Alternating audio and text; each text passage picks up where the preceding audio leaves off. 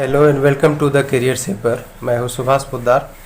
ये सेट बहुत ही आसान सेट है जिसमें BMW यानी बायोमेडिकल वेस्ट की 10 श्रेणियों की चर्चा की गई है और इसको जो एकत्र किया जाता है उसके लिए किस रंग का पात्र यानी बिन रखना चाहिए उसकी चर्चा की गई है। आइए देखते हैं BMW की 10 श्रेणियाँ और इसे एकत्र करने के लिए पात्रों के रंग। 10 ग्रेड है BMW का और इसको जो अलग अलग रखा जाता है 5 रंग का पात्र भी है। तो ये बहुत ही इजी लगेगा आपको, आप देखें, लेकिन इम्पोर्टेंट है। जैसे कि पीला कलर का जो पात्र है उसमें संक्रामक कचरे एवं भस्मीकरण योग्य कचरे रखे जाते हैं, बायोमेडिकल वेस्ट। नीला कलर का यानी ब्लू जो है ऑटोक्लेविंग या अन्य विधियों से उपचार किए जाने योग्य अपशिष्ट रखे जाते हैं। ये हुआ ब्लू कलर का बिन। रेड कलर के बिन में पात्र में क्या रखा जाता है? दफनाने के लिए मानव शरीर का अपशिष्ट रखा जाता है। ऑरेंज कलर के बिन में, नारंगी कलर के बिन में रोगाणुनाशक एवं दफन के लिए पशुओं के अपशिष्ट को रखा जाता है। लास्टली ब्लैक कलर का जो बिन होता है उसमें नगरीय ठोस अपशिष्ट निपटान स्थल पर डाले जाने योग्य असंक्रामक अपशिष्ट को रखा जाता है। आइए थोड़ा इस चार्ट पर चर्चा कर लेते हैं जिसमें 10 श्रेणी को रखा गया है। कचरे की श्रेणी है, कचरे का वर्ग है, डिब्बे का प्रकार है और उसका रंग संकेत है। ये सब है और ये सब को जानना ज़रूरी है। तो ये देखें श्रेणी 1। श्रेणी 1 में कचरे का वर्ग क्या होता है? मानव शरीर का कचरा, रक्त और शरीर का द्रव्य पदार्थ। और जिस डिब्बे में इस कचरे को रखा जाएगा तो उस डिब्बे का कैसा टाइप होना चाहिए, किस प्रकार का वो डिब्बा होना चाहिए? तो डिब्बा डिस्पोजेबल डिब्बे होने चाहिए, प्लास्टिक के थैले, ये सब होना चाहिए। वो किस कलर का होगा? रेड या येलो होगा। श्रेणी 2 में कचरे का वर्ग क्या है? पशुवध शालाओं का कचरा।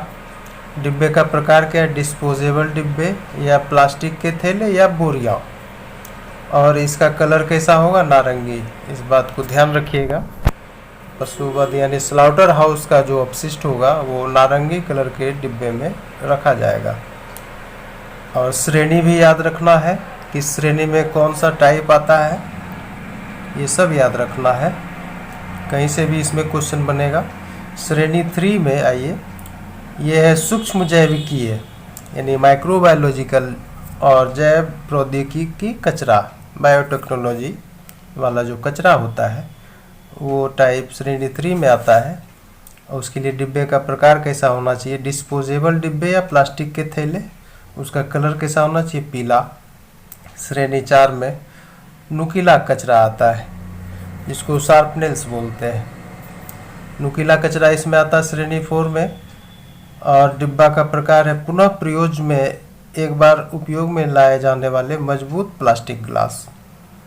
यह है डिब्बा और कलर इसका होता है पीला या नीला। श्रेणी 5 में फेंकी गई पुरानी दवाइयाँ, श्रेणी 5 है। और जो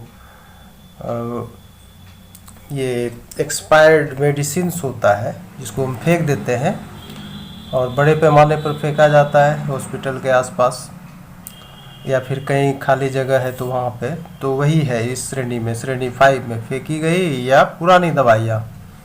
और ये किस प्रकार के डिब्बे में रखा जाएगा? पुनः प्रयोग मजबूत डिब्बे या प्लास्टिक के थैले। इसका कलर कैसा होना चाहिए? पीला या नीला। श्रेणी 6 में आइए, श्रेणी 6 में दूषित कचरा। कचरे का टाइप क्या है? श्रेणी 6 में दूषित कचरा है। डिब्बे का प्रकार है प्लास्टिक के डिब्बे या पैकेट। कलर कैसा होना चाहिए? पीला या काला। श्रेणी 7 में डिस्पोजेबल सामग्री रखी जाती है, कचरे का टाइप ही है। और उस डिब्बे का टाइप है पुनः उपयोग में आने वाले मजबूत डिब्बे या प्लास्टिक के थैले। कलर इसका पीला या काला होना चाहिए। और श्रेणी 8 में द्रव कचरा आता है, कचरे के टाइप में। श्रेणी 8 में द्रव कचरा, और फिर ये द्रव कचरा के लिए सेम है श्रेणी 7 के लिए, डिब्बे का प्रकार और ये कलर। श्रेणी 9 में भस्मीकरण राख रखा जाता है, इंसिनरेटेड एस जो होता है वो रखा जाता है। उसके लिए प्लास्टिक की थैली चाहिए, उसका कलर ब्लैक होना चाहिए। लास्ट श्रेणी है 10 नंबर, वो रासायनिक अपशिष्ट के लिए है, केमिकल वेस्ट के लिए है। इसके लिए मजबूत डिब्बा चाहिए, प्लास्टिक का थैला चाहिए। इसका भी कलर पीला या काला होना चाहिए। तो इसको आप रिवाइज कर लें, बहुत काम का चीज़ है, क्वेश्चन बनता है इसी सब से। Okay, thank you.